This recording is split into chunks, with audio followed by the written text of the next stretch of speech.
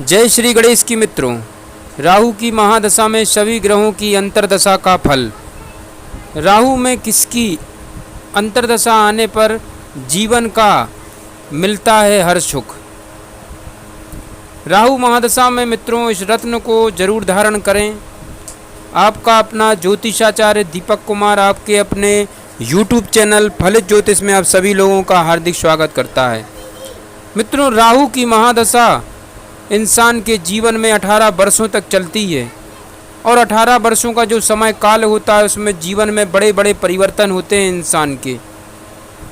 इंसान के जीवन में जो भी अचानक से जो घटनाएं घटती हैं उनका सीधा संबंध राहु ग्रह से होता है मित्रों, क्योंकि राहु ग्रह इंसान को जो भी देता है वह इंसान कभी सपने में नहीं सोचता, वह चीज़ इंसान के साथ घटित होती है। इंसान के साथ जो भी अचानक से या तो चाहे अच्छी घटनाएं हो या बुरी, उनका सीधा संबंध राहु ग्रह से ही होता है। मित्रों, राहु ग्रह मस्तिष्क की लहरों का स्वामी माना जाता है, मानव की दिमागी लहरों का स्वामी माना जाता है राहु ग्रह। राहु सट्टा लॉटरी 2 नंबर के जितने कार्य होते हैं उनका कारक ग्रह राहु ग्रह कहलाता है। कोर्ट कचहरी अस्पताल लड़ाई झगड़ों का कारक ग्रह राहु ग्रह को माना जाता है। मित्रों, इंसान को जब बर्बाद होना होता है तो अवश्य ही या तो वह वकील के पास जाता है या डॉक्टर के पास जाता है। जिस इंसान को वकील और डॉक्टर लग जाएं, समझ लो उसको बर्बादी से कोई बचा नहीं सकता। इनका सीधा संबंध राहु ग्रह से बताया है शास्त्रों में मित्रों, क्योंकि राहु व्यर्थ के खर्च, व्यर्थ के झगड़े, शराबखोरी, सट्टा, लॉटरी, इनका कारक ग्रह ही राहु ग्रह है।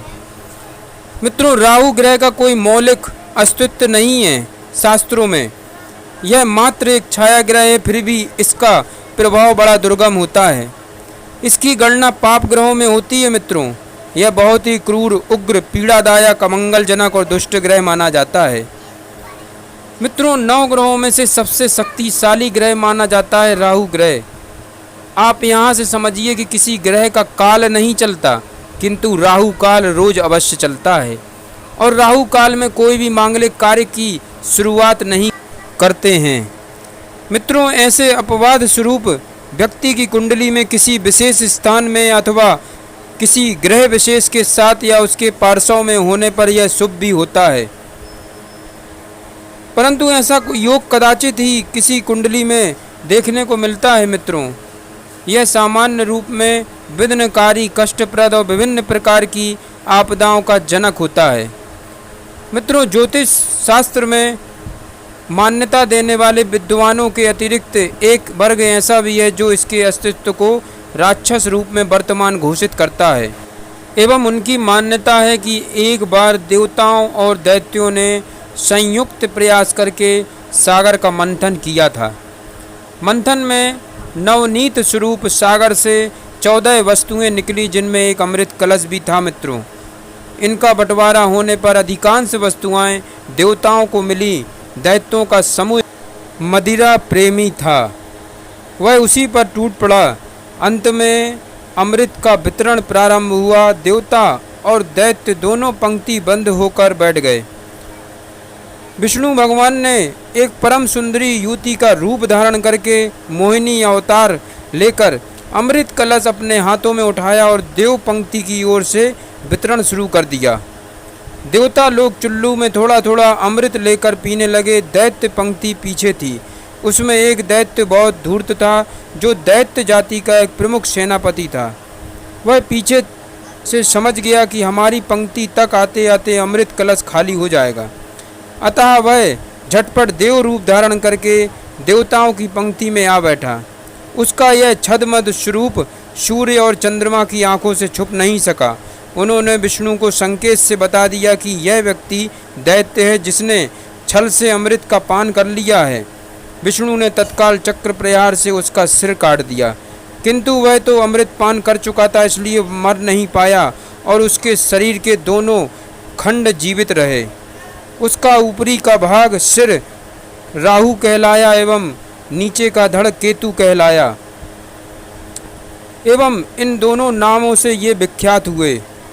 उनके अनुसार सूर्य और चंद्रमा को लगने वाले ग्रहण वस्तुतः उन पर राहु केतु द्वारा किए गए आक्रमणों की प्रतिक्रिया है।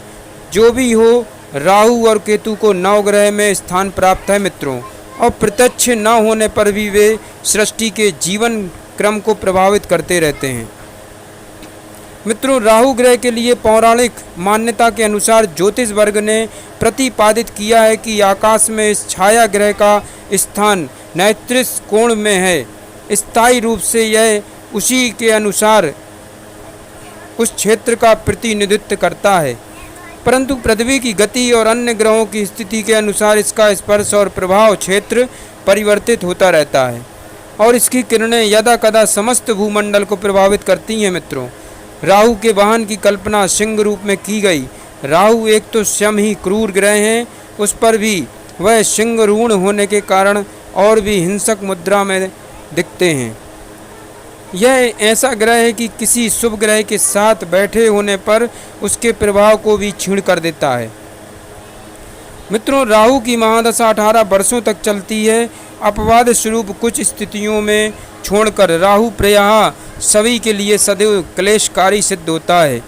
जन्म कुंडली में राहु जब भी तीसरे, छठे या एकादश भाव में विराजमान होता है तो अवश्य इंसान को रंक से राजा बना देता है।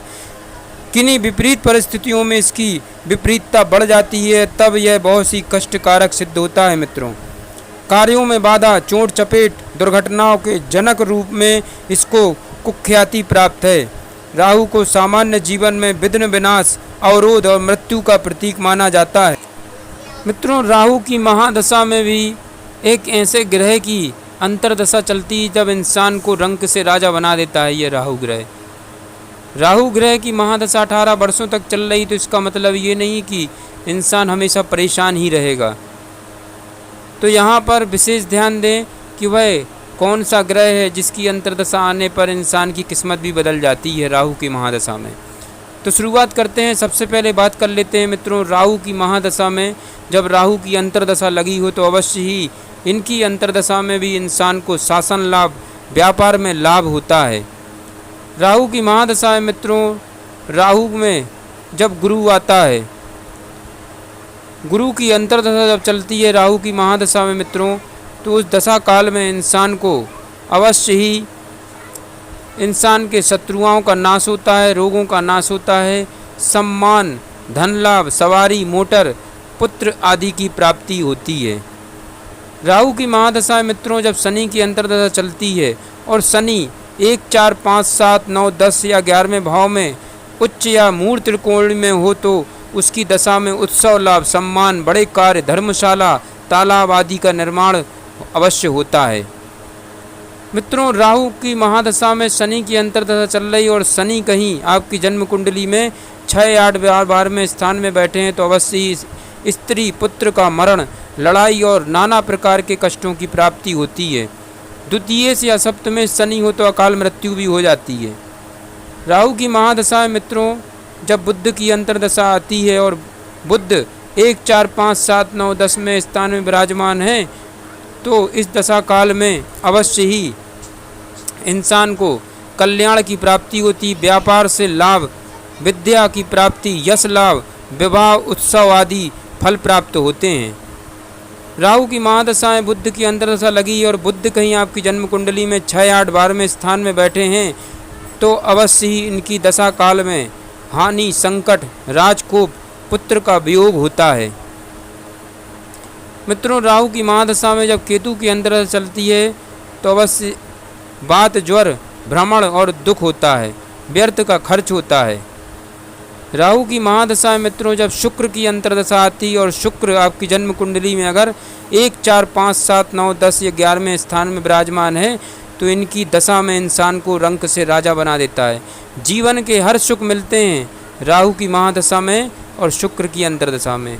शुक्र की अंतर्दशा जब भी चलती है राहु की महादशा में तो इंसान को पुत्रोत्सव, राज सम्मान, वैभव प्राप्ति, विवाह आदि उत्सव होते हैं। राहु की महादशा मित्रों जब सूर्य की अंतर्दशा आती है तो अवश्य ही सूर्य अगर 5, 9, 11वें स्थान में है तो धन धान्य की वृद्धि, कीर्ति, परदेश गमन, राजाश्रय धन प्राप्ति होती है। सूर्य अगर 6-8 12वें स्थान में विराजमान है तो अवश्य ही ज्वर, अतिशर, कलह, राजद्वेष, अग्नि पीड़ा आदि का फल प्राप्त होता है। मित्रों, राहु की महादशा में चंद्रमा की जब अंतर्दशा आती है और बलवान चंद्रमा अगर 1, 4, 5, 7, 9, 10, 11वें भाव में स्थित है तो इस दशा काल में इंसान को समृद्धि, अचानक धन प्राप्ति के योग बनते हैं। अगर चंद्रमा 6, 8, 12वें भाव में है तो नाना प्रकार के कष्ट, धनहानि, विवाद, मुकदमा आदि का कष्ट मिलता है। राहु की महादशा में मित्रों जब मंगल की अंतर्दशा आती है और मंगल कहीं आपके केंद्र में विराजमान है, 1, 4, 5, 7, 9 या 10, 11वें भाव में विराजमान है तो भी इसकी दशा अंतर्दशा में संतान का सुख मिलता है, शारीरिक कष्ट होते हैं, किंतु अकस्मात विपत्ति, नौकरी में परिवर्तन एवं उच्च पद की प्राप्ति भी होती है। मंगल अगर 6, 8, 12वें स्थान में है और मंगल की अगर अंतर्दशा चलती है राहु की महादशा में तो स्त्री पुत्र की हानि, भाई को पीड़ा और अनेक प्रकार की झंझटें होती हैं। एवं मित्रों, आपके जीवन में जब भी राहु की महादशा चले तो एक कार्य अवश्य करें और हाथ धो के पीछे पड़ जाएं इस कार्य को करने में, क्योंकि इंसान के जीवन में राहु की महादशा अगर चलती है तो इंसान के जीवन को अत्यधिक संघर्षशील, उठापटक वाला जीवन बना देती है। बड़े से बड़े परिवर्तन भी होते हैं, किंतु आपको मैं ज्योतिष शास्त्र से संबंधित एक ऐसा अचूक उपाय बता रहा हूँ जिसको करने से राहु की महादशा में भी आपको शुभ फलों की प्राप्ति अवश्य होगी। आपको क्या करना चाहिए जब राहु की महादशा आपके जीवन में चल रही है तो अवश्य ही आपको जो पागल होते हैं, जो भीख मांगते हैं, उनको अन्नदान अवश्य करें। कोढ़ी, अंधे, अपाहिज लोगों को अन्नदान अवश्य करें। इनको अन्नदान करने से राहु की महादशा में आपको अवश्य ही राहत मिलेगी। एवं राहु की महादशा में आप अवश्य ही 7.5 रत्ती का गोमेद रत्न अवश्य धारण करके रखें। मध्यमा अंगुली में इसको धारण करें। राहु के प्रिय नक्षत्र सदविशा नक्षत्र में इसको धारण करें, क्योंकि राहु की महादशा में अगर आप राहु का रत्न धारण करते हैं तो राहु को शांति मिलती है, और राहु ग्रह को जब शांति मिलती है तो अवश्य ही राहु इंसान को अचानक से धन प्राप्ति भी अवश्य करवाते हैं। तो मित्रों, ये राहु की महादशा में सभी ग्रहों की अंतर्दशा का फल मैंने बताया है। ऐसे ही ज्ञानवर्धक वीडियो देखते रहने के लिए आपके अपने YouTube चैनल फलित ज्योतिष को सब्सक्राइब करें, लाइक करें, ज़्यादा से ज़्यादा शेयर करें अपने दोस्तों, अपने परिवार के सदस्यों के लिए, ताकि आप भी हमारे परिवार के सदस्य बन सकें। मित्रों, आपको भी अगर किसी भी प्रकार के अपने विषय में सटीक जानकारी प्राप्त करना है तो कृपया हमारे व्हाट्सएप नंबर पर आप संपर्क कर सकते हैं। जय श्री गणेश की।